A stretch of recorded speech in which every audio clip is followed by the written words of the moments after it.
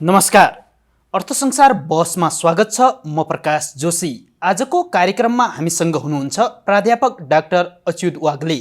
उहाँसँग हामी देशको वर्तमान आर्थिक अवस्था, त्यस्तै गरेर गभर्नरको निलम्बन पछिको स्थिति, रुस युक्रेन युद्ध, त्यसको नेपालमा पर्ने प्रभाव र यी तमाम जटिलता समाधानका लागि सरकारले अपनाउनु पर्ने सावधानी र त्यसको निराकरणका उपायहरूबारे छलफल गर्नेछौँ। सुरुमा उहाँलाई स्वागत गरौँ। सर, यहाँलाई कार्यक्रममा स्वागत छ। धन्यवाद। देशको वर्तमान जस्तो किसिमको आर्थिक अवस्था छ, देशको अर्थतन्त्र जुन बाटोमा छ, यसलाई तपाईँले कसरी हेर्नु भएको छ? यसलाई तीन प्रकारले हेर्नु पर्ला। एउटा कुरा के हो भनेदेखि नेपालको अर्थतन्त्रमा अहिले जस्ता समस्याहरू थुप्रिएका छन्, त्यो अहिले एकाएक 1 वर्ष, 1.5 वर्ष, 2 वर्षमा थुप्रिएका समस्याहरू होइनन्। खास गरी 6-7 प्रकारका समस्याहरू यो अर्थतन्त्रले निरन्तर 2 दशक त्योभन्दा लामो समयदेखि झेल्दै आएको छ। उदाहरणका लागि घट्दो औद्योगिक उत्पादकत्व, एकदम अहिले कुनै बेला 14-15% भएको औद्योगिक उत्पादकत्व घटेर अहिले कुल राष्ट्र उत्पादनको 4-5% आइपुगेको छ। हाम्रो नेपालमा यो वस्तु चाहिँ नेपाललाई पुग्ने गरी अथवा नेपालको यति प्रतिशत माग धान्ने गरी उत्पादन हुन्छ भन्ने केही पनि छैन।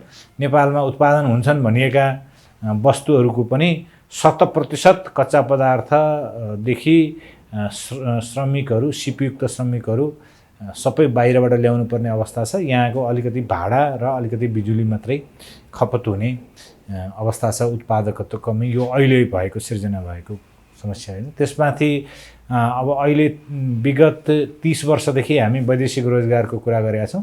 त्यो सँगसँगैको जोडिएको समस्या भनेको रोजगारीका अवसरहरू मुलुकभित्र सिर्जना नहुने हो।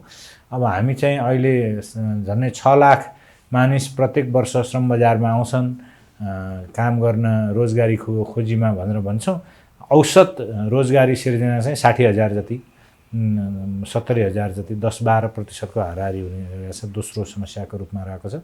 तेस्रो समस्या पुँजीगत खर्च नहुने वर्षौँदेखिको छ। सालाखाला आर्थिक वर्षको अन्तिम 2 महिना बाहेक 40% भन्दा कटेको रेकर्ड नभएको धेरै वर्ष भइसक्यो। अन्त्यमा घाटाघोरा गरेर खर्च भयो भन्ने नि छुट्टै कुरा हो। यो तेस्रो समस्या हो।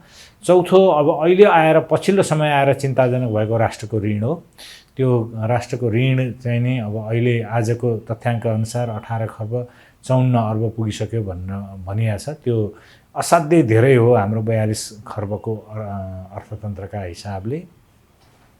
व्यापार घाटाको समस्या चरम। यो पहिले आजभन्दा 60 नै वर्ष अगाडि हेऱ्यो भनेदेखि आयातको आधा जति मूल्य बराबरको निर्यात हुने गर्थ्यो अनुपातका आधारमा हेर्दाखेरि। अहिले त्यो चाहिँ नि घटेर 1 को 15-20, 1 रुपियाँको निर्यात हुँदाखेरि 20 रुपियाँको आयात हुने अवस्थामा हामी छौँ। अब अर्को भनेको हाम्रो हामीले रेमिटेन्सको निर्भरता यस्तो बढ्यो र यो जोखिम हुन्छ, जोखिमपूर्ण छ भन्ने हामीलाई थाहा थियो। तर यति हुँदाहुँदै पनि त्यसलाई हामीले चाहिँ नि दुईटै कुरा गर्न सकेनौँ। त्यो रेमिटेन्स माथिको यो वैदेशिक यो मुद्राको आयको विकल्प पनि स्थापित गर्न सकेनौँ र पठाएको रेमिटेन्सलाई उपभोग बाहेकका क्षेत्रमा पनि औद्योगिक उत्पादकत्व बढाउने हिसाबले गर्न सकेनौँ। र छैटौँ भने चाहिँ नि राज्यको विश्वसनीयता हो। यो राज्य बिना भ्रष्टाचार भएका फन्डहरू उपयोग गर्न सक्ने असल राजनीतिज्ञहरूले चलाएको मुलुक हो भनेर त्यो हामीले त्यो सन्देश दिन नसक्दाखेरि वैदेशिक सहायता र वैदेशिक लगानी सबै चाहिँ नि बिग्रेको अवस्था छ। यो चाहिँ यो सरकारले बिगारेको, योभन्दा अघिल्लो सरकारले बिगारेको, अथवा यो चाहिँ धेरैवटा सरकारहरूले व्यवस्था गर्दै आउँदा अहिले हामी अहिलेको अवस्थामा आइपुगेका हौँ। अहिलेको चाहिँ वैदेशिक मुद्रा सञ्चितको रेमिटेन्स नआउँदा साथ हाहाकार हुने, त्यसपछि अब अहिले हामी आयात व्यापार घाटा यति पुग्यो उति पुग्यो मात्रै भनिरहेछौँ। ती हामीले केही पनि उत्पादन गर्न प्रयास नगर्ने, त्यो अनुरूपका नीतिहरू नबनाउने, गर्दाखेरि यो अवस्थामा आइपुगेका छौँ। अब अहिले तत्कालको कुरा गर्दाखेरि चाहिँ नि यो गठबन्धन सरकार बनिसकेपछि अब अहिले नै देखिहाल्यो यो गभर्नर र अर्थमन्त्रीको बिचको कत्रो ठुलो झगडा रहेछ। त्यसको समन्वय अभावदेखि अर्थ मन्त्रालय आर्थिक प्रशासनको नेतृत्व चाहिँ नि पुरा हचुवा पाराले चल्ने भएको कारणले समाधान गर्न सकिने यो मुद्दाहरू पनि समाधान भएनन्। सङ्घीयतामा गएको मुलुकले तिनै तहमा पैसा पठाउने काम चाहिँ गर्यो, ती तहमा पठाइएको पैसा पनि खर्च नहुने, खर्च भएको ठाउँमा पारदर्शिता नहुने, स्थानीय तहमा भ्रष्टाचार, अनियमितता, बेरोजु हुने जस्ता कुराहरू रहिरहे। त्यसलाई सुधार गर्नेतर्फ आवश्यक कानुनी संरचनागत जुन वित्तीय संहिता सञ्चालनका लागि आवश्यक कुराहरू हो ती बनेनन्। त्यसका कारणले समस्या छ। सरले अर्थतन्त्रमा अहिले जस्तो किसिमको समस्या देखिएको छ त्यस्ता विभिन्न कारणहरू देखाउनुभयो यो समस्यामा पुग्नका लागि जो जिम्मेवार छन्। तर एउटा अर्को प्रश्न चाहिँ के उठिरहेछ भनेपछि हाम्रो बजारमा जसरी आर्थिक तरलताको अभाव देखिएको छ यसमा धेरैले उठाएको प्रश्न चाहिँ न त हाम्रो कुनै क्षेत्रमा पर्याप्त लगानी भएको छ त्यस्तो पूर्वाधार त्यस किसिमको क्षेत्रमा, न त सेयर मार्केट त्यो किसिमले बढेको छ, विदेशबाट पैसा पनि आइ नै रहेछ, रेमिटेन्स अलिक कम भए पनि त्यो पनि अन्य माध्यमबाट आइ नै रहेको भन्ने कुरा छ। आखिर यो पैसा कहाँ गइरहेछ भन्ने कुरा धेरैले उठाएका छन्, यसमा के भन्नुहुन्छ? अब जसरी पैसा आएको छ विदेशी मुद्रामा आएको पैसा नसाटिकनै विदेश फर्किने गरेको छ ठुलो रकम। धेरै जसोले अब यो बजारमा पैसा साटेर राख्नुभन्दा नसाटिकनै राख्ने भन्ने कुरा छ, राखेर फर्काउने अथवा उतै पल्टी गर्ने भन्छन्। अमेरिकामा तपाईँलाई $5,000 चाहियो भने उहीँ कमाउनेहरूले दिने, तपाईँले यहाँ नेपाली पैसा चाहिँ यहाँको उसको नातेदारहरू आफन्त कोसन दिने। त्यस्तो कारणले ठुलो कारोबार भइराखेको छ र पैसा बजारमै छ, पैसा कहीँ गएको अवस्था होइन। मुख्य गरी सरकार अघि मैले भने यो आर्थिक प्रशासनको व्यवस्थापकीय पक्ष कमजोर भएका कारणले तपाईँले देख्दै पनि पैसा नभएको कारणले खर्च गर्न नसके नपाएको होइन, पैसा भएको पैसा नै खर्च गर्न नसक्ने परिस्थिति आयो। त्यो चाहिँ नि दुःखद कुरा। यो अर्को चाहिँ जो रेमिटेन्स हाम्रो औपचारिक माध्यमबाट खास गरी ब्याङ्किङ प्रणालीबाट नआएर विभिन्न अन्य माध्यमबाट आइरहेछन्। सरले अहिले नै कुरा गर्नुभयो उताको पैसा उता नै रहने, यताको पैसा यता नै रहने। यसलाई चाहिँ कसरी निराकरण गर्ने, त्यसलाई औपचारिक माध्यममा कसरी निराकरणको डाक्टरले टाउको दुखेको औषधि खान दिए जस्तो निराकरणको चाहिँ नि समाधान खोज्ने होइन। यो रेमिटेन्स मात्रै होइन, अरू यहाँबाट जाने पैसा पनि हाम्रो अर्थतन्त्रको आकार अहिले झन्नै जत्रो आकार छ त्यसको 2/3 भन्दा ठुलो अंश चाहिँ नि छाया अवैध अर्थतन्त्र भइसक्यो। तपाईँ हामीले हातमा चलाउने पैसा, हामीले कमाउने पैसा को त्यो वैध पैसा हो कि होइन भन्ने कुरा गम्भीर रूपले शङ्काको घेरामा आउने भयो। किनभनेदेखि हाम्रो जत्रो आकारको अर्थतन्त्र छ र जस्ता खालका जीवनस्तर हाम्रो औपचारिक प्रति व्यक्ति आय जति छ त्यसको तुलनामा जस्तो खालको जीवनस्तर हामीले बाँच्न थालेका छौँ त्यसको अर्थ के हो भने अनौपचारिक अर्थतन्त्र अथाह ढङ्गले ठुलो भएको छ। ती धेरैवटा आयाम, सुन तस्करी, जग्गा कारोबार, हुन्डी कारोबार सबै चाहिँ नि मध्ये अहिले यो रेमिटेन्स चाहिँ अनौपचारिकबाट आउने, हुन्डीको माध्यमबाट आउने एउटा पक्ष यो ठुलो अनौपचारिक अर्थतन्त्रको हिस्सा हो।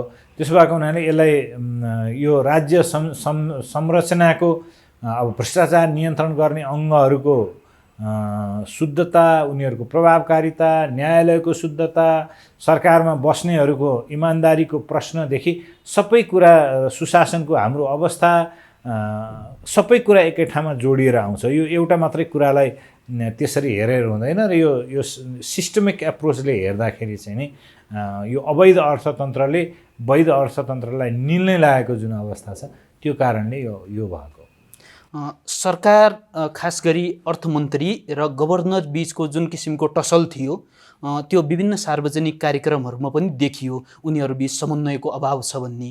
तर अहिले जस्तो किसिमको अर्थतन्त्रको अवस्था छ यस्तोमा राष्ट्र ब्याङ्कको गभर्नरलाई निलम्बन गर्नु कतिको उचित हो, यहाँलाई के लाग्छ?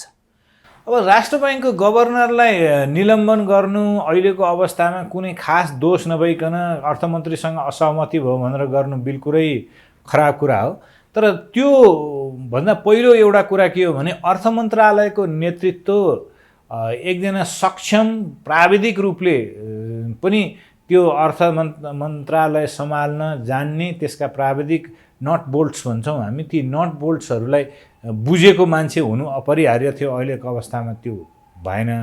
र अब जहाँसम्म गभर्नरको यो निलम्बन गर्ने जुन प्रक्रिया छ त्यो चाहिँ नि राष्ट्र ब्याङ्कको जुन स्वायत्त केन्द्रीय बैङ्कको रूपमा हामीले परिकल्पना गरे हो 2058 को ऐनले, यो एउटा स्वायत्त अधिकारयुक्त यो संस्था हुन्छ भनेर ऐनले नै, ऐनको दफा 3 ले जुन व्यवस्था गरेको छ त्यो कुरालाई चाहिँ सरकारले आत्मसात गर्न नचाहेको, राजनीतिक नेतृत्वले त्यत्रो स्वायत्तता अभ्यास गर्न नदिएको अनुभव पटक पटक भइराखेको छ। तर पनि योभन्दा अगाडिका 2टा गभर्नरहरूले पुरा 5 वर्ष कार्यकाल आफ्नो राजनीतिक नेतृत्व परिवर्तन भइराख्दाखेरि पनि नहटाएको दृष्टिले चाहिँ नि त्यसो हुन सक्छ कि भन्ने एउटा अपेक्षा थियो। त्यसो भएन र अहिले चाहिँ नि यो राष्ट्र बैङ्कको स्वायत्ततामाथि ठुलो प्रहार भएको छ। यो गभर्नरको निलम्बनपछि यसमा राजनीति पनि सुरु भएको छ।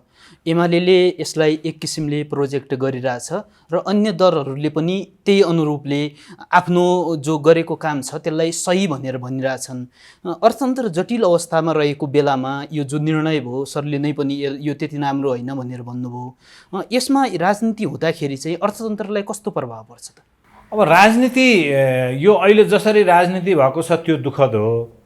अहिले एमाले चाहिँ नि हाम्रो पालामा सबै राम्रो भएको थियो, अर्थतन्त्र यो गरेको थियो, त्यसको परिणाम कहाँ आयो त? त्यो एउटाले अर्कोलाई दोषारोपण गर्ने रूप कारणले चाहिँ नि राजनीति भएको खराब कुरा हो। राजनीतिका हिसाबले त प्रष्टै छ नि, महाप्रसाद अधिकारीजी लेबी तिर्ने नै क्याडर हो भनेर त्यो पार्टीका मान्छेहरू भन्छन्। तर त्यसो भएको कारणले यो सरकारले हटाउनुपर्छ भन्ने होइन। सबै मान्छेको राजनीतिक आस्था हुन्छ र खास उच्च तहको नेतृत्वमा राजनीति काहीँ न काहीँ राजनीतिक कारणले नै नियुक्ति हुने हो। प्रधानमन्त्रीको नियुक्ति पनि राजनीति हो र अर्थमन्त्रीको नियुक्ति पनि राजनीति हो, गभर्नरको नियुक्ति पनि आधा राजनीति हो। तर त्यसमा सबै ठाउँमा 2टा कुरा अनिवार्य हो। एउटा, नियुक्त गर्दाखेरि त्यस क्षेत्रको जानकार, विषय जान्ने समस्याहरू छन् भने त्यो समस्या समाधान गर्न सक्ने मन्त्री, गभर्नर नियुक्त हुनु पर्यो, पहिलो कुरा। दोस्रो कुरा चाहिँ नियुक्त भइसकेपछि त सार्वजनिक स्वामित्वको मान्छे हो ऊ कुनै पार्टीको एमालेको या माओवादीको मात्रै मन्त्री हुने अथवा माओवादी या एमालेको मात्रै गभर्नर हुने हुन्छ र उसको सार्वजनिक दायित्व छ, सार्वजनिक जवाफदेहिताका साथ काम गर्नुपर्छ। त्यसो भएको हुनाले यो आरोप प्रत्यारोप गर्ने जुन राजनीति छ त्यसले पनि ठुलो नोक्सानी भएको छ। यो एमालेलाई लाग्यो होला हामीले वक्तव्य दिएर महाप्रसाद अधिकारीलाई सहयोग गर्यौँ, त्यो पनि सहयोग भएको छैन। उहाँहरूले जे तथ्याङ्कहरू अगाडि सार्नु भएको छ, हाम्रो पालामा त यो एकदम स्वर्गै जस्तो थियो, विकासको गति भयङ्कर दौडेको थियो। त्यो विकास कहाँ हरायो त देशबाट? उत्पादकत्व किन घटेर अहिलेको अवस्थामा आइपुग्यो? भनेपछि राजनीतिक दलहरूले के भन्छन् भन्ने कुरा, के दाबी गर्छन् आफ्नो राजनीतिक स्वार्थका लागि भन्ने कुरा अर्थतन्त्र सञ्चालनका हिसाबले गौण हो। अर्थतन्त्रले जान्ने कुरा तथ्याङ्कहरू हो। अघि नै मैले तपाईँलाई तथ्याङ्क बताएँ कि यो देश यस्तो एउटा मुलुकमा रूपान्तरित भएको छ जहाँ केही पनि वस्तु उत्पादन हुँदैन। अहिलेको व्यापार घाटा यो आर्थिक वर्षमा 18 देखि 19 खर्ब रुपियाँ हुँदैछ। यो आर्थिक वर्षको व्यापार घाटा हिजो नै अर्थमन्त्रीजीले चाहिँ नि 1291 करोड अर्ब रुपियाँको व्यापार घाटा भयो भन्नुभएको छ। जे निर्यात भयो भने छ त्यसमा भटमासको तेल होस् कि पाम आयल होस् कि पश्मिना होस् कि अलिअलि गार्मेन्ट होस् कि कुनै पनि कच्चा पदार्थ नेपालमा नभएको सबै कुरा आयात गरेर अलिअलि मूल्य अभिवृद्धि, अलिअलि भ्यालु एडिसन गरेर निर्यात गरिने वस्तुले नेपालको अर्थतन्त्रलाई जुरुक्कै उचाल्न सकिँदैन।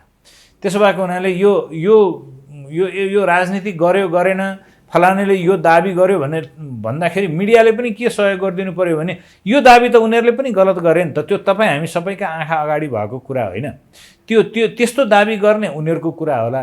तर यथार्थ रूपले चाहिँ नि अर्थमन्त्री र गभर्नरले आफ्नो ठाउँमा रहेर असहमतिका ठाउँ हुँदा पनि मुलुकको समस्यालाई समाधान गर्नेतिर ध्यान दिनुपर्ने हो।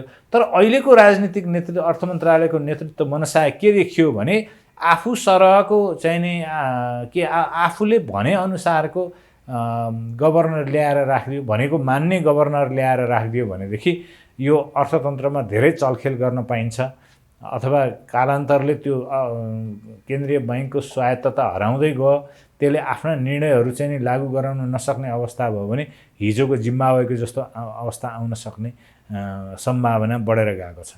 त्यसो भएको हुनाले यो गभर्नरको प्रकरणमा चाहिँ नि गभर्नरले एकदम सबभन्दा राम्रो काम गरेका थिए, उनले ल्याएका नीतिहरू सब उचित थिए या उनी निर्दोष थिए, दोष थिए, तर उनलाई अहिले हटाउने तहसम्मको जुन कदम भएको छ त्यो चाहिँ नि त्यो हदसम्मको बदमासी उनले गरेका थिएनन् र अर्थमन्त्रीको तुलनामा उनले राम्रै काम गरिराखेका थिए, त्यो कुरा पक्कै हो। यो अर्थमन्त्रीको तुलनामा राम्रै काम गरिरहेको थिए र अर्को चाहिँ यो क्षेत्रमा खास गरी यस किसिमका मन्त्रालयहरूमा प्राविधिक रूपले सक्षम मान्छे आउनुपर्छ भन्ने कुरा धेरै अगाडिदेखि उठिरहेछ। तपाईँ जस्ता धेरै मान्छेहरूले उठाइराख्नु भएको छ यो क्षेत्रका विज्ञहरूले। तर अहिले जसरी गभर्नरलाई निलम्बन गरे, अर्थमन्त्रीले अर्थतन्त्र यस्तो हुँदा पनि कुनै जिम्मेवारी बोध गराउने अवस्था आएन। यसको पछाडि चाहिँ गठबन्धनको के स्वार्थ छ? गठबन्धन यस्तो निर्णयमा चाहिँ किन पुग्यो? अब अहिले यो चुनावको अगाडि अर्थ मन्त्रालय चाहिँ खास पार्टीहरूका लागि र अर्थ मन्त्रालयमा बस्नेहरूका लागि यो खर्च जुटाउने ठाउँ भएको छ। त्यसो भएको हुनाले अब गठबन्धन भएको हुनाले प्रधानमन्त्रीलाई पनि अब मुख्य गठबन्धन घटकलाई एउटा दुईटा कर्मचारीहरूको पजनी गरेर भए पनि गठबन्धन बचिराख्छ भनेदेखि प्रधानमन्त्री पद बचिराख्छ र फेरि चुनाव पनि त्यही हिसाबले जित्यो भने अर्कोचोटि नै प्रधानमन्त्री हुन पाइन्छ भन्ने लागेको होला। तर त्यो प्रकरणमा चाहिँ नै यो मुलुकका संस्थाहरूको साख, विश्वसनीयता, तिनको प्रभावकारिता चाहिँ समाप्त हुने बाटोमा गएको छ। अब त्यसका साथै अब अहिले अर्थमन्त्रीले जस्ता खालका नीतिहरू ल्याउने घोषणा गर्नुभएको छ ती चाहिँ ठिक हुन् भनेर ल्याइदिने, अहिले तत्कालको लागि आँखामा छारो हाल्ने भन्छन् त्यस्ता खालका नीतिहरू ल्याउने जुन हचुवा कामहरू भइराखेको छ त्यसले पनि अर्थतन्त्रलाई हित गर्दैन। उदाहरणका लागि अब विलासिताको सामान ल्याउन बन्द गर्ने भने यसो हेर्दाखेरि त पैसा बाहिर जाँदैन भने जस्तो देखियो। तर अहिले नेपाल सरकारले उठाएको राजस्वको असाध्यै ठुलो हिस्सा ती विलासी सामानबाट आएको छ। उदाहरणका लागि तपाईँले चाहिँ भारतबाट अथवा कहीँ पनि बाट एउटा गाडी मगाउनु भयो भनेदेखि 254%, 2.5 गुणाभन्दा बढी चाहिँ नि त्यो मूल्यको 2.5 गुणाभन्दा बढी चाहिँ नि राजस्व सरकारले पाइराखेको छ। र जेसुकै नाम तपाईँ विलासिताका वस्तुको लिनुहोस् त्यो तिनीहरूले राजस्वमा ठुलो भरथेक गरेको छ। अब तपाईँ कल्पना गर्नुहोस् अहिले विलासिताका सामान भनेर यो नल्याऊ भनेपछि त राजस्वमा पनि त्यही प्रकारको असर गर्छ। हाम्रो राजस्वको प्रतिगामी प्रकृति कस्तो छ भनेदेखि हाम्रो राजस्वको प्रत्यक्ष अप्रत्यक्ष सबै राजस्वको स्रोत चाहिँ नि अब आयात हुन थालेको छ, खास गरी प्रत्यक्ष राजस्वको स्रोत। त्यसो भएपछि त अब यहाँ उत्पादन वस्तु केही नै हुँदैन, राजस्व बढ्यो भनेर खुसी हुने भने चाहिँ त्यसको अर्को अर्थ चाहिँ के हो भने आयात बढेछ भनेर बुझ्नुपर्ने अवस्था छ। त्यस्तो अवस्थामा तपाईँले धेरै सोच विचार नगरिकन लोकप्रिय हुनका लागि समस्याको दोस्रो तेस्रो पत्रसम्म नपसिकन जुन निर्णयहरू लिने प्रक्रिया छ त्यसकै लागि चाहिने हो तपाईँको विषय विज्ञता, त्यो विज्ञहरूसँगको धारणा सुन्ने धैर्यदेखि सबै कुरा आवश्यक त्यही कारणले हुने हो। त्यो चाहिँ नि अर्थमन्त्री र सिङ्गो सरकारमा असाध्य अभाव देख्छु मैले। सरले जो राजस्वको कुरा उठाउनु भयो, राजस्वमा कमी आउने कुरा, यो सँगै जोडिएको अर्को कुरा के उठिरहेछ भनेपछि यसरी हामीले नाकामा प्रतिबन्ध लगाउँदाखेरि एउटा त हाम्रो सरकारी माध्यममा त्यो राजस्व नआउने, अर्को कुरा चाहिँ जसरी हामीले नाकाबन्दी खेप्दाखेरि जुन समस्या देखिएको थियो खास गरी पेट्रोलियम पदार्थ नाकाबाट नआए पनि अन्य माध्यमबाट आइरहने, त्यस्तै किसिमले यो वस्तुभावहरू पनि अन्य माध्यमबाट आइरहन्छन्, अनौपचारिक नाकाहरूबाट, त्यस्तै गरेर गैर बेकानुनी रूपले र त्यसले गर्दा प्यारलल इकोनोमी खडा हुने खतरा छ भनेर भन्छन्। यो चाहिँ कतिको ठुलो चिन्ताको विषय हो? होइन, यो चाहिँ नि प्यारलल इकोनोमी त खडै छ। मैले अघि तपाईँलाई भनिहालेँ, समानान्तर छाया अर्थतन्त्र एकदम ठुलो भएर निल्न आँटेको छ। अब त्यसमा सबै वस्तुको आयात त्यसरी होला भन्ने मलाई लाग्दैन। जस्तो अब हाम्रो 3-4वटा ठुल्ठुला आयात भनेको चाहिँ नि पेट्रोलियम पदार्थ, गाडी, त्यसपछि मोबाइल र इलेक्ट्रोनिक्स। अब मोबाइल इलेक्ट्रोनिक्समा अलिअलि होला, तर त्यो चाहिँ नि पेट्रोल स्मग्लिङ भए जसरी क्रस बोर्डरबाट आउन सक्ने सम्भावना कम भएका वस्तुहरू धेरै पर्छन् लग्जरी आइटम्समा, अहिले बन्द गर्न खोजेका आइटम्समा। फेरि यसको एउटा सामाजिक पाटो पनि छ। ती लग्जरी आइटम्सको उपभोगकर्ता त यहाँका नीति निर्माताहरू हुन् नि, उनीहरूले भन्दैमा त्यो किन बन्द गरिहाल्छन् र? त्यसो भएको हुनाले यसको समग्र पाटो, यो सबभन्दा मुख्य दार्शनिक पक्ष के हो भनेदेखि नियन्त्रण चाहिँ नि समस्याको समाधान होइन। नियन्त्रण समस्याको समाधान होइन। यसमा आर्थिक अहिले हामीले गर्न सक्ने कुरा गरे भयो नि, सरकारले गर्न सक्ने आन्तरिक आर्थिक व्यवस्थापनका कुराहरू चाहिँ पहिले गरे भयो नि, त्यतातिर लाग्नुभन्दा, नियन्त्रणमा लाग्नुभन्दा त्यसको सम्भावनाहरूलाई एक्सप्लोर नै गरिएको छैन। जस्तो किसिमको हामी अहिले आर्थिक जटिलताको यो समयमा पुगेका छौँ, यसको लागि चाहिँ नीति दोषी छ कि त्यसको कार्यान्वयन पक्ष दोषी छ? मूल दोष चाहिँ कहाँनिर छ? अब यो नीतिका हिसाबले कुरा गर्दाखेरि काललाई लक्षित गरेर ल्याइएका नीतिहरू चाहिँ नि हचुवा छन्। अब नेपालको चाहिँ नि व्यापार नीति छ, वाणिज्य नीति भन्ने छ। यो वस्तु 26वटा वस्तु निर्यात गर्ने भनिदिएको छ। त्योभन्दा अगाडि 19वटा वस्तु निर्यात गर्ने भनिदियो। ती चाहिँ कस्ता वस्तु छ भने सानो आकारमा जाने, अब चाँदीका गहना निर्यात, हाते पेपर निर्यात। हामी चाहिँ खर्बौँमा व्यापार घाटा बेहोरिराखेका छौँ। त्यस्ता कति वस्तु उत्पादन हुन्छन् र त्यसले व्यापार घाटा घटाउँछ। नीतिगत भएका नीतिहरूमा पनि समस्या नभएको होइन, तर भएका राम्रा नीतिहरू पनि बिल्कुलै कार्यान्वयन हुन सकेका छैनन्। त्यो कारणले गर्दा समस्या आएको। नेपालको विकासको कुरा गर्दाखेरि हामीसँगै जो उदार आर्थिकीकरणमा गएका देशहरू थिए, उदार अर्थतन्त्रको बाटो अपनाएका देशहरू थिए, उनीहरूले ठुलो छलाङ मारिसक्दा पनि हामी जहीँको त्यहीँ छौँ। एक किसिमले भन्दाखेरि यो जस्तो किसिमको विकासको गति लिनु पर्थ्यो त्यस्तो लिन सकेका छैनौँ। यो लिन नसक्नुमा जिम्मेवार नेता जो यहाँका नीति निर्माताहरू थिए उनीहरू कहाँनिर चुके त? किन हामीले त्यो किसिमको बाटो लिन सक्यौँ? कसले लिन चाहेको छ? यो देशको आर्थिक विकास हुनुपर्छ भन्ने चाहिँ नि कसले चाहेको छ? तपाईँ हामीले यहाँ बसेर डिस्कसन गरेर हामीले चाहिँ नि हामी आर्थिक चाहिँ विकास गर्न चाहेका छौँ मुलुकको भनेर गफ गरेर हुने हो र? त्यो आर्थिक विकास गर्न चाहन्छु भन्ने जो नीति निर्माता पङ्क्ति हो, त्यसले यो देशको आर्थिक विकास नगरी भएको छैन भन्ने आत्मादेखि मनन गर्नु पर्यो पहिलो कुरा। त्यसका लागि फलानु अर्थमन्त्री, त्यसको बुद्धि पुगेको पुगेन, फलानु प्रधानमन्त्री, फलानु मन्त्री, त्यो आवश्यक छैन। विज्ञता उपलब्ध छ, त्यो मनभित्र चाहिँ नि म यसको देश विकास गर्छु भन्ने कुरा हो। त्यसपछि तिनटै कुरा, कानुनी संरचना, संस्थागत संरचना र सञ्चालनगत संरचना, तिनटै कुरालाई त्यो मन भएपछि अनि त्यसको व्यवस्थापन चाहिँ नि राज्यले, सरकारले गर्ने हो। पहिलो कुरा त पोलिटिकल लिडरसिपमा नै समस्या निरन्तर भयो कि यो देशको आर्थिक समस्याका बारेमा कुनै फोरममा ठुला नेता 5 जना नेता बसेर छलफल भएको कहिले सुन्नु भएको छ? तपाईँहरू न्युज कभर गरे कति वर्ष भयो होला, कहिले पनि त्यो कुरा भइरहेको छैन। त्यसपछि भएका संयन्त्रहरूलाई परिचालित गर्ने कुनै प्रयास भएको छैन। मन्त्रालयहरू छन्, सचिवहरू छन्, हाम्रो आर्थिक परिषद भन्ने छ, अर्थमन्त्री र प्रादेशिक अर्थमन्त्रीहरूको नेतृत्वमा। अहिले आर्थिक सङ्कट छ भने त त्यसको चाहिँ हप्तैपछि बसेर स्थानीय तहमा के समस्या छ, प्रादेशिकमा के छ, केन्द्रमा के छ, ती प्रोग्राम, ती समस्याहरूको बारेमा छलफल गरेर समाधान निकाल्न ट्राई गर्नुपर्ने होइन? कहाँ भएको देख्ने भयो समाधान? अब भएका संस्थाहरू, राष्ट्र ब्याङ्क, त्यसपछि अर्थ मन्त्रालय, अरू सरकारी निकायहरू बिचको समन्वय, प्रदेश सरकारहरू बिचको समन्वयको अवस्था उत्तिकै दयनीय छ। भनेदेखि तपाईँ भन्नुहुन्छ कहाँनिर चुक्यो होइन, कहाँनिर सुरु गरेन भने यो सुरु गर्नुपर्ने कसले हो? तपाईँ र हामीले बहस गरेर सडकमा, चिया चौतारीमा बहस गरेर यी नीतिहरू उजागर भएर लागू हुन जाने हो र जहाँ नीतिहरू बन्नुपर्ने हो, संसद बस्नु पर्यो, संसदमा सांसदहरूले यो देश विकास नभएको बारेमा चिन्ता गर्नु पर्यो, मन्त्रालयहरू छन्, मन्त्रालयले चिन्ता गर्नु पर्यो। यो चाहिँ सबै हामीले हरेक अर्थमन्त्रीले प्रेस सम्मेलन गरेर हरेक सरकारको पालामा हामीले चाहिँ यो देशको भयङ्कर आर्थिक उन्नति गऱ्यौँ भनेपछि त 10 वर्षपछि त्यसको उन्नतिका सूचकहरू देखिनु पर्थ्यो नि त। त्यो त कहीँ पनि देखिया छैन। भनेपछि त्यो सबै झुटा कुरा गर्ने र त्यसलाई प्रचार गर्ने काममा हामीले समय बिताएछौँ।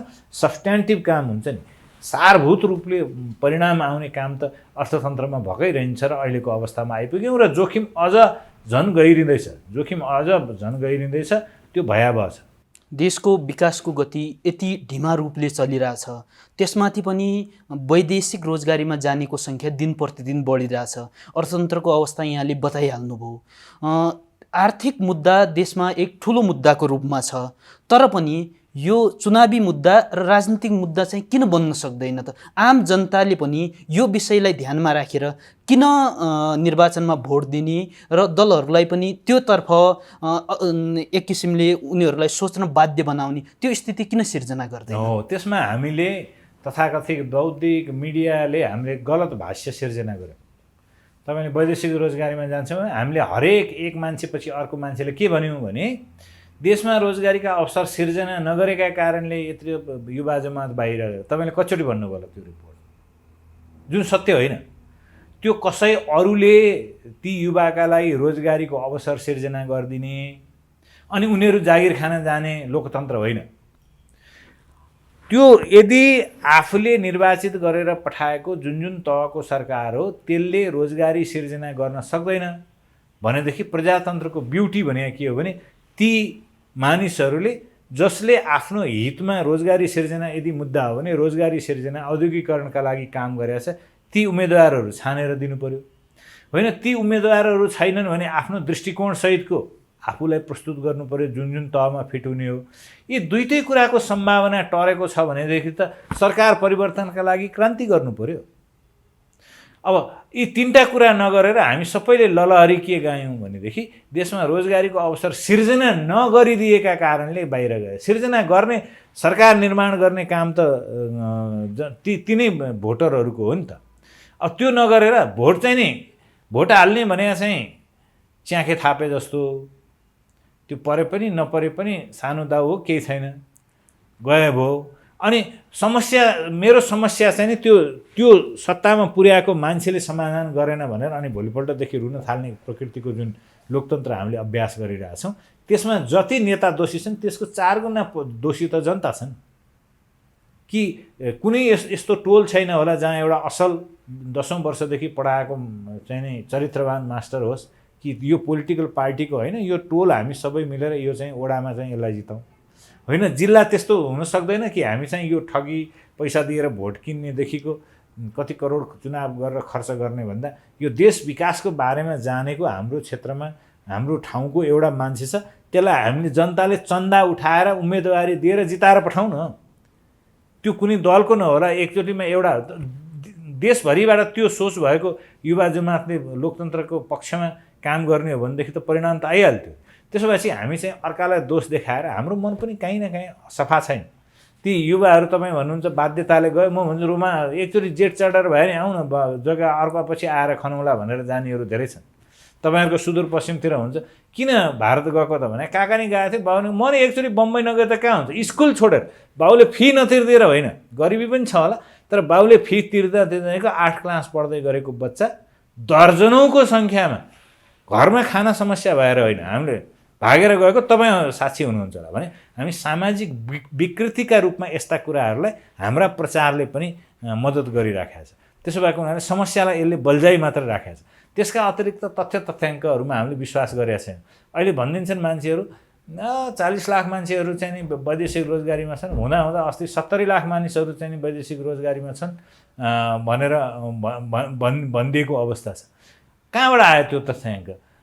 केन्द्रीय तथ्याङ्क विभागले चाहिँ नि 21 लाख मान्छेहरू देश बाहिर छन् भनिराखेको छ। अब अरू आफू खुसी प्रचार गर्ने राजनीति गर्नेहरूले चाहिँ नि 70 लाख मान्छे बाहिर छन् भनिरहेछ। त्यसको असर त नीति निर्माणमा परिरहेछ नि त। के सोचेर नीति निर्माण गरिरहेछ?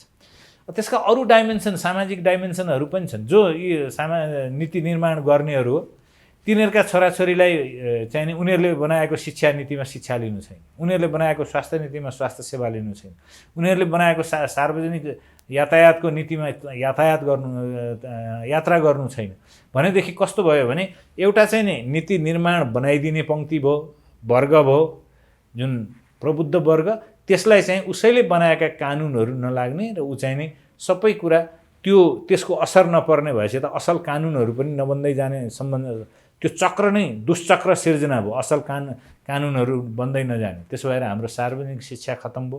त्यो हामीले चाहिँ मास्टर्स डिग्री पढेर जे विषयमा पढेको हो त्यो विषयमा पढेको मान्छेलाई 10 क्लासमा त्यही विषय भन्दा पढाउन नसक्ने भयो भनेपछि हाम्रो सबै सिस्टमहरू कोल्याप्स हुँदै गयो। त्यसको के भयो भने नीति, आफूले बनाएका नीतिको स्वामित्व त्यो नीति निर्माताहरूले लिनु नपर्ने र नलिने परिस्थिति निर्माण भएको कारणले यो अवस्था जो आम जनताको यो मनोविज्ञान छ, कुरा चाहिँ यो किसिमको गर्ने, केही गरेनन् भनेर भनिराख्ने, तर अन्तमा गएर भोट चाहिँ तिनैलाई हाल्ने। अर्को कुरा यहाँले भन्नुभयो देशमा रोजगारीका अवसर सिर्जना गर्नेपट्टि नलाग्ने, भएका अवसरहरूलाई पनि लात मारेर विदेश जाने। यो परिपाटीको अन्त्य चाहिँ कसरी गर्ने, यो परिपाटीलाई कसरी बदल्ने? त्यसको 2-3वटा बाटो छ। एउटा बाटो भनेको आन्तरिक लोकतन्त्र बलियो हुनु पर्यो। दलहरूले आफ्ना घोषणापत्रहरूमा यी समस्याहरू र ती समस्या समाधानका लागि विस लिस्ट होइन, यो गर्छु त्यो गरौँला, यो गर्नुपर्ने छ होइन, यसरी गर्ने, नट वाट, हाउ, कसरी गर्ने भन्ने कुरा प्रस्तावित गर्न सक्नु पर्यो। त्यसपछि यसको आपूर्ति पक्ष मात्रै हुँदैन, यी कुराहरू माग पक्ष हुँदाखेरि पनि हाम्रो देशको आवश्यकता यो हो भन्ने चाहिँ नि यो आम जनताले पनि प्रस्तुत गर्न सक्नु पर्यो र त्यसलाई पार्टीका घोषणापत्रहरूले प्रतिबिम्बित गर्नु पर्यो। ती घोषणापत्रहरू नीति तथा कार्यक्रममा रूपान्तरित हुनु पर्यो। त्यो नीति तथा कार्यक्रम अनुसार बजेट बनेर लागू हुनु पर्यो।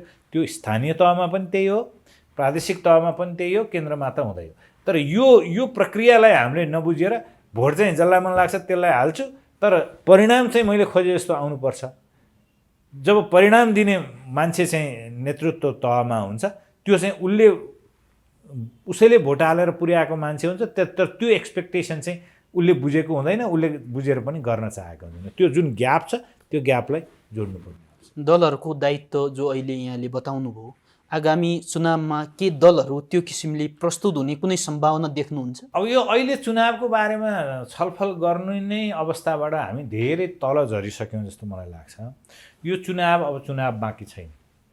एकदम असल मान्छे जो पार्टीबाट टिकट लिन सक्दैन, योग्य पनि छ, भ्रष्टाचार गर्दिन भन्छ, खराब पैसा लिएको छैन, बौद्धिक होला, ती मान्छेहरू चुनिएर आउने सम्भावना 100% शून्य भएको छ। 100% मैले किन भनेको भने त्यस्तो चुनिएर आउन नसक्ने देशका लागि आवश्यक बौद्धिक दिमागहरू चाहिँ नि हरूका लागि भनेर माथिल्लो सभाको व्यवस्था गरे। अल्पसङ्ख्यक यस्ता बौद्धिक मान्छेहरू, राष्ट्रिय क्षेत्रमा योगदान गरे मान्छेहरू आउन सकुन् भनेर। अब अहिले त कस्तो देखियो भनेदेखि तपाईँ चुनाव हारेर आएका पार्टीका ठुला भनेका नेताहरूलाई त्यहाँ ठाउँ खाली गरिदिनु पर्ने, ठुला भनेका नेताका भाइ भतिजा साला सालीहरूलाई त्यहाँ राख्नुपर्ने, त्यसरी राख्नुपर्ने योग्यता के हो कहीँ पनि प्रमाणित नहुने। र जो मान्छे खास क्षेत्रमा योगदान गरेका मानिसहरू, स्वास्थ्यको क्षेत्रमा भयङ्कर योगदान गरेका मानिसहरू होलान्, अर्थशास्त्रको क्षेत्रमा योगदान गरेका मानिसहरू होलान्, विकास जानेका मानिसहरू होलान्, कला संस्कृति सिनेमा जानेका मानिसहरू होलान्, ती मानिसहरू जसले वास्तविक रूपमा यी समस्या समाधानमा, संसदमा, विधायनमा योगदान गर्न सक्छन्, ती मान्छेहरूले कहीँ पनि ठाउँ नपाउने अवस्था आएर अब अहिले त जिएम नियुक्तिदेखि सबै ठाउँमा सबैको चाहिँ प्राइस ट्याग लागेको छ भनेर सुन्छु मैले। कहाँ नियुक्ति हुनका लागि कति करोड रुपियाँ बुझाउनुपर्छ भन्ने अब क्लियर छ अरे भनेपछि यो यस्तो अवस्थामा हुने चुनाव जुन छ त्यो चुनावको कुनै वैधता, त्यसबाट नयाँ अनुहार, सृजनशील अनुहार अथवा चाहिँ नि त्यो पैसा खर्च नगरिकन जितेर आउने र त्यसले भोलि घुस नखाइकन राष्ट्रको सेवा गर्ने सम्भावना निमिट्यान्न हुँदै जाँदैछ। यसमा बडो गम्भीर प्रकृतिको बहस आवश्यक थियो। त्यो बहसभन्दा सिङ्गो देश, मिडिया, यहाँका तथाकथित बौद्धिकहरू टाढा टाढा हुँदै गएको देख्छु मैले। त्यसले गर्दाखेरि यो सधैँ आफू सत्तामा बसिराख्ने र मनोमानी गर्ने प्रकृतिका सत्ताधारीहरूलाई सधैँ मद्दत पुगेको छ। स्थानीय तहको चुनाव आउन अब करिब करिब 1 महिना मात्रै बाँकी छ, तर धेरैले चाहिँ जुन किसिमको चहल पहल हुनुपर्थ्यो, दलहरू जसरी लाग्नु पर्थ्यो त्यसरी लागेका छैनन्। कतै स्थानीय तहको चुनाव स्थगित हुने पो हो कि नहुने पो हो कि भन्ने किसिमको आशंका पनि गरिरहेको देखिन्छ। के त्यस्तो सम्भावना पनि छ? अब अहिले आएर स्थानीय तहको चुनाव स्थगित हुने सम्भावना मैले देख्दिनँ। जहाँसम्म हामी सङ्घीयतामा गयौँ भन्यौँ, तर निर्णय चाहिँ नि सबै केन्द्रबाट नै भइरहेको अवस्था छ। अब गठबन्धन यथावत राख्ने भनेर गठबन्धनबाट उम्मेदवार तय हुनेलाई सकस भइराखेको अवस्था छ। सबैतिर गठबन्धन, प्रतिपक्षको पनि गठबन्धन कुनै न कुनै रूपको गठबन्धन बन्दैछ, जनमोर्चा राप्रपासँगै भए पनि। अब सत्तारूढ दलको गठबन्धन आफ्नै छँदैछ। त्यसो भएको हुनाले ती गठबन्धनहरूले केन्द्रबाट निर्णय गरिदिनु पर्ने। अब त्यही हो, यो सङ्घीयता अनुरूपको राजनीतिक सङ्गठनहरू र तिनीहरूले उपयोग गर्ने अधिकार विकेन्द्रित नहुँदाखेरिको जुन परिणति हो, त्यसले के गर्यो भने मेयरको उम्मेदवारको निर्णय त जिल्लाले गर्न सक्नुपर्ने नि त। त्यसो भएको हुनाले त्यो गर्न नसकेको अवस्थाका कारण अहिलेको यो यस्तो भएको। निर्वाचन नजिकै जाँदा त्यसमा जुन किसिमको खर्च हुन्छ, जसरी उम्मेदवारहरूले त्यहाँ लगानी लगाउँछन्, त्यसले अर्थतन्त्रमा सुधार आउने कुनै सङ्केत छ? अर्थतन्त्रमा केही परिवर्तन आउन सक्छ? अब यस्तो हो, अब केही मात्रामा माग बढ्ला उम्मेदवारहरूले गर्ने खर्चले, तर त्यो चुनावमा खर्च हुने धेरैजसो पैसा चाहिँ नि अनौपचारिक अर्थतन्त्रबाट परिचालित हुने, त्यसलाई उक्साउने काममा चाहिँ निर्वाचन आयोगले पनि मद्दत गरिदिएको छ। स्वाभाविक लाग्ने खर्चभन्दा असाध्य न्यून सीमा मात्रै तोकिदिएपछि त्यो सीमाभन्दा अब 7 लाख रुपियाँ तोकिदिएको ठाउँमा उम्मेदवारहरू भन्छन् 7 करोडसम्म खर्च हुन सक्छ। त्यस्तो अस्वाभाविक अव्यवहारिक सीमाहरू तोकिदिएका कारणले पनि त्यो सीमालाई नाग्ने कुरा देखिया छ।